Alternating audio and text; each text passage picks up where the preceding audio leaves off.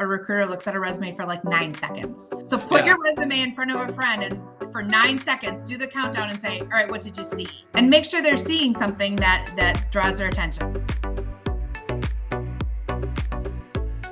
We're going to share the secrets that hiring managers won't tell you with our guest, Shelly Dretzka from aHRrow. Shelly, it is great to see you. How are you today? Thanks for coming on the show. Very good. Thank you so much, Pat, for having me. I'm excited to jump in and help people out with the knowledge that's in my head and other hiring managers as well.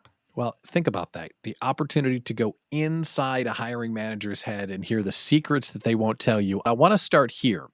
In general, what is the mindset of a hiring manager when they're going through the applications and considering one person over another? It's really about finding that right talent, the qualified people that are going to be a great fit and match for the organization, their culture, their mission, where they're going. I'm going to tell you, those hiring managers and recruiters right now, though, they're under a lot of pressure. This is a very stressful place to be in when they are tasked with finding that right person and that right talent. They don't want to be desperate. They don't want to appear desperate. They really need to take the time to ensure they're finding that quality hire so that that person can get onboarded, be retained, and the hiring manager can move on to the next opening that they have to fill and not worry about having to refill someone if they fall off. That's an interesting push-pull that you share that I don't think we think about enough. While it's tough to find great people right now, the jobs still have to be filled and they can't make mistakes. If they hire someone that's bad, they really set the organization back. Let's talk about the candidate for a second. So how can I make myself stand out from all the other applicants inside the database? Yeah, and obviously it starts with that resume, right? And make it easy for that hiring manager and recruiter. So have that resume ready. It has to be a great resume that stands out, has some highlighted areas, maybe some highlighted words that us as hiring managers are kind of peeking through, and it's going to stand out. I'm going to see those qualifications. I'm going to see the things that match the requirements of what I'm looking for. I don't want to read paragraphs and paragraphs of text to find out that you're a good match for this. I'm a huge fan of the master resume, where you create, maybe it's a 3 or 4 page resume if you've been doing this for a long time, but then you customize for each role that you apply for. So it becomes your resume _ Harley _ Coles, whatever that may be. And then that is a very custom resume that the hiring manager is going to see that you really are applying for their job. You're not applying for every HR manager in the world. You are applying for their HR manager role. So making that custom standout resume, making sure there's no errors in it, make sure it's proofread. That gets under the skin of some recruiters more than others. And then beyond that resume, it's really responding timely to the request for interviews. That will make you stand out. And if you're no longer interested you got an offer, something else has changed, you've decided to stay where you are, really sending that quick email or a text to the recruiting manager or the hiring manager and let them know you're out. You've self-selected out. I want to ask about how a hiring manager literally reads a resume. Sure. There was statistics a couple of years ago that a recruiter looks at a resume for like 9 seconds. So think about that. So put your resume in front of a friend and for 9 seconds, do the countdown and say, all right, what did you see?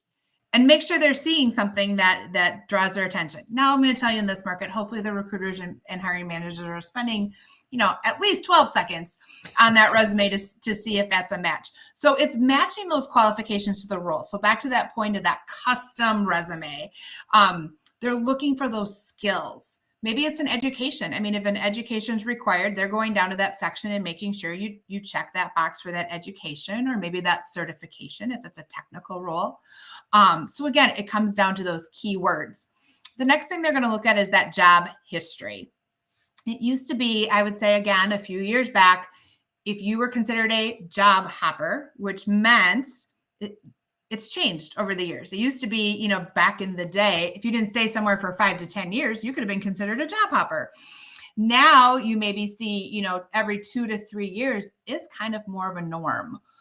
So they're looking for that. Now, if you had 10 jobs just in 2021, that may be something that is going to scan you out pretty quickly. So they're taking a look at that. They're looking at the companies that you've worked for, the size of the companies, the industry. If that's important to them, that it's something, that it has to be a match, or if they're open to, hey, we're interested in maybe getting some diversity in here and industry background.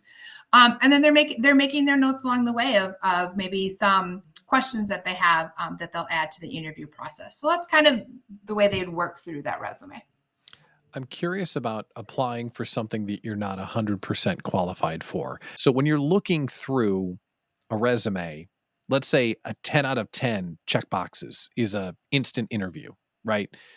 What if you're only checking 7 out of 10? Do you still have a chance, or is it okay to apply on something you're not 100% experienced in? Yeah. So hopefully the organization is doing a good job when they're creating that, either that job description or that job posting, that they're not looking for that 10 out of 10. I'll tell you, it was usually what are the top 6 or 7 things.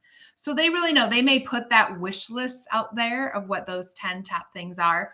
But if you're hitting 60 to 70% of it, and again, you're coming across very clear with your communication, you've got that strong work history, and you can sell yourself at how you're going to learn or be able to fill that gap between, those other things that are missing.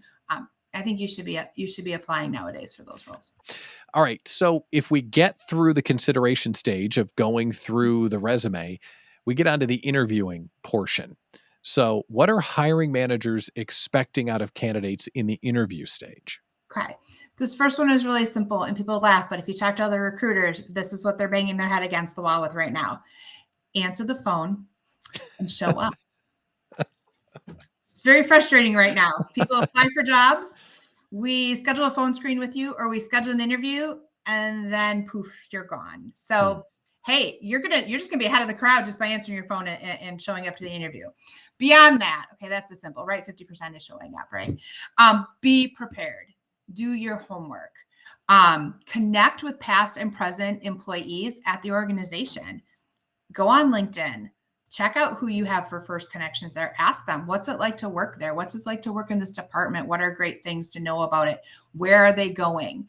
So kind of get that inside scoop so you're prepared for either that phone screen or that interview. Check out Glassdoor reviews. Now, take that with a grain of salt. Sometimes there's some not so happy people who have left the organization that like to go on there and say some nasty things. So kind of take a look at it holistically, but check out Glassdoor reviews on the organization. Review the website and the social. I mean, that's pretty easy. Go on LinkedIn, go on the Facebook, know what they actually do, know their mission, and know their values. Because a lot of the times the interviewer is going to ask you in those questions in the interview, what do you know about us? What do you know about our products and services?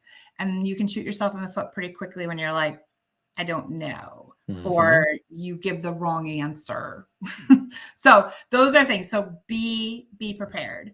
Once you're prepared, you're going to be able to create those good questions. So when the recruiter and the hiring manager says, what questions do you have for me? We are expecting you to have questions. It's really nice when the candidate says, oh, you did such a great job and answered everything. I don't have any questions. Okay, we're not that good. You must have questions. You must have questions for us. So have good questions about the job, the company, the opportunities. Why is this position open? Where is this company going? What can you give me to set me up for success? All those type of what opportunities are you going to have for me? Please have questions. That's huge. Be genuine. Don't be fake, rehearsed, canned. Anyone who sat in the interviewer seat knows what that feels like. So that's not good. So be genuine and be honest. Be honest where you are in your job search as well. If you're just at the beginning of it, that gives us a little more time in the recruitment chair.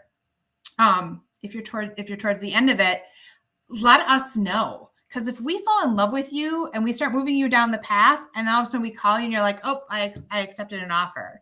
That's a missed opportunity for us. So we're going to want to know if things start speeding up on the other end of it. Let us know, because maybe we can fast forward what we're doing as well and get an offer in front of you sooner. So homework, good questions, be genuine, be honest where you're in the process, and keep that communication open. That's a great place to leave it. Great conversation today. Shelly Dretzka from aHRrow, thank you so much for coming on the show. Of course. Thank you, Pat.